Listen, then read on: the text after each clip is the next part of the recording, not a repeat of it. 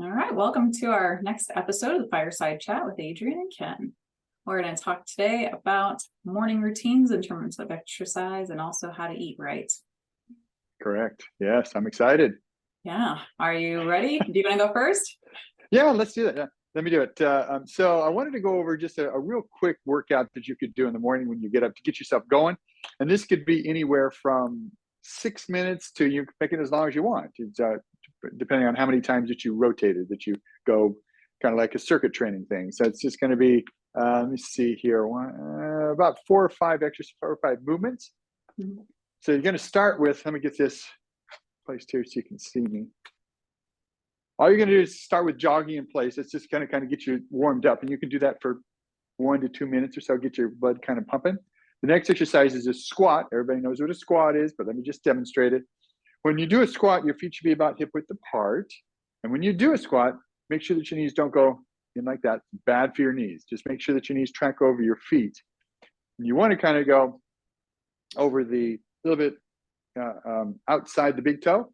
So it's just going to be kind of like that. It's not going to be like this. Not going to be like this. It's going to be in kind of in line with your feet, basically. And your feet want to be pointing about straight forward for most people. And you're just going to keep your back kind of flat. And you go down as far as you can comfortably go. Coming up, squeeze your butt as hard as you can. Contract your quadriceps. Might as well get everything involved. Squeeze everything and then back down. And you can do between 10 and 15 repetitions of those. And then the next exercise I'm going to have you do is a push-up. And I'm going to have you do a countertop push-up. So you're going to be at home. So I'm just going to turn you around here. But the thing to remember about a push-up is you got to keep your core really tight. And by core, I mean your butt and your stomach. So just pull in your stomach and squeeze your butt. And that'll keep everything tight. So from your ankles to your shoulders, straight as a board. Okay, so we don't want this. You see how I'm doing that? You don't want your butt pooched out. You just want to kind of squeeze your butt, pull your stomach in. And I like to start with your hands, just bend your elbows and abduct your shoulders just a tiny bit. And that's where you start. So if you wanted to kind of get into position, you kind of go like this. And then straighten up your body. And then here you go. There's your right position for your arms. And you just go down until you feel comfortable and then come back up. Or until you touch, because you can't go any further than that. And then push up. And then you want to make sure that you blow out on the way up on this one. Make sure you breathe on all these exercises. Of course, it's important.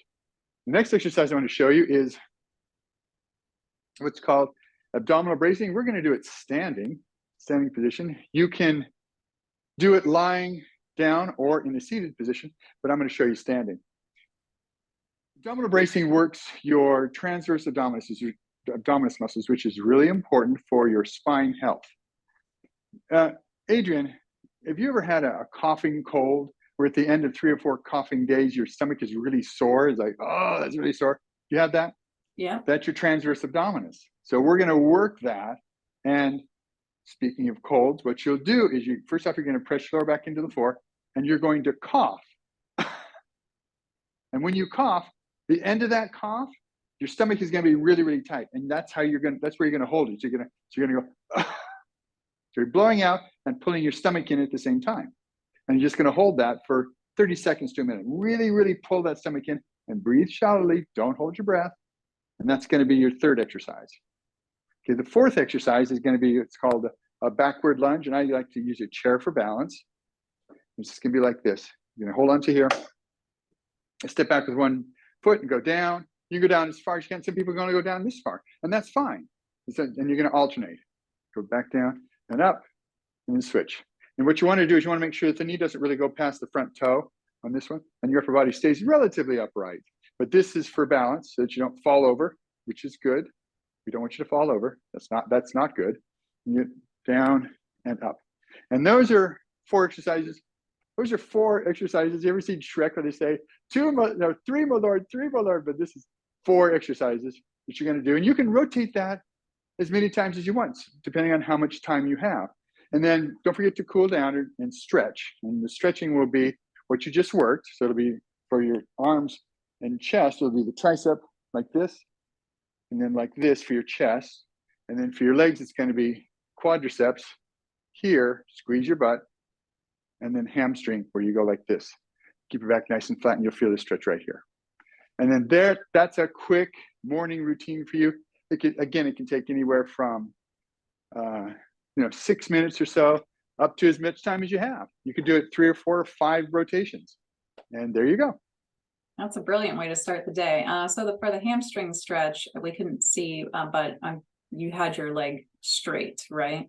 And I had my foot turned upwards. Okay. Correct. I pulled my foot up and had my knee straight, and you bend at the hips, not at the spine. You bend at the hips. So the way to do that, to make sure you do that, is imagine your chest is touching your knee, not your head touching your knee, but your chest goes forward. That'll keep your back nice and flat. Just a hinge at the hips. That's all, right? It's a hip hinge. That's exactly what it is. It's a hip hinge. I like how it works on some decent, like, big muscle groups too. Like, I like working with the quads first thing to kind of like wake them up. And then also the push-ups at the kitchen counter translate perfectly into how you can also incorporate proper nutrition in the mornings too, because at your counter doing some push-ups while you're waiting for maybe some water to boil for your green tea or your coffee with some healthier version of dairy or non-dairy milk, things like that. But basically what we want to do, because breakfast traditionally in America seems to be more either like high fat, like eggs and bacon, things like that, or high sugar, like the cereals that are just sweet and everybody loves, or fast food. What we really want to try to do is just make sure that we have a good balance of some protein, ideally some more plant-based protein so we get some extra nutrients and fiber, but also some healthy fats. So you could throw walnuts into some oatmeal, for example. You could also have avocado on bagel or toast or gluten-free bread if that's what you need. And then also smoothies are super, super fast and easy. I know that we're kind of transitioning out of like summer, so that may not be as appealing, but I do have on the blog, onebitewellness.com, the most recent recipe is a pumpkin spice latte smoothie that is made with actual pumpkin and actual spices. None of this like sugary stuff in a jar kind of thing. Yeah, exactly. Or artificial flavors. So yeah, those are just some tips. You definitely want to stay hydrated too. A lot of times people are either starting their day with just plain coffee, which is technically a diuretic, or they're not really starting with much water than maybe to get some medications down, like a few gulps. So the morning would be a really good time to maybe have some warm water with lemon or some tea to just kind of like relax a little bit first of all, but also to prepare your body in that relaxed state to receive the food rather than operating from more of a sympathetic state, which is where we don't digest very well. So those are some tips for breakfast. There are lots of different recipes on the blog of onebitewellness.com under the recipes tab, and they're all plant-based and gluten-free, dairy-free, lots and lots of different ideas so that you can have a healthy and wonderful start to your day without spending an hour in the kitchen. So excellent. Thank you, Adrienne. Appreciate that. Yeah. Any closing comments or things you want people to know about integrating exercise into their morning routine, or do it on a regular basis? That's what we talked about last time. Consistency, right? Do it once a month. You got to do it at least 3 times a week. 2 to 3 times a week would be beneficial, more beneficial. Once a week is going to make you sore. So you have to do it more than that, and you'll see some results. And then once you see results, once people start seeing results, they get excited about that. So how about you? Do you have any last comments? I like the kind of like piggybacking off of that is consistency, but it's also baby steps, right? So if we are stopping by fast food to get a McMuffin or whatever most days of the week, just do this for one day. Just make yourself a healthy breakfast. You might like it so much that you will also want to do that 2, 3, 4, 7 days a week. So it doesn't have to be painful. We can have a great morning by exercising our bodies and our minds and our everything else in basically 10 minutes, probably, right? Yep, definitely. And if you have anything that you want to know or is an important topic for you, please just leave a comment and we will address it in future Fireside Chats. Please join us next week and we'll look forward to seeing you soon. Take care. Bye.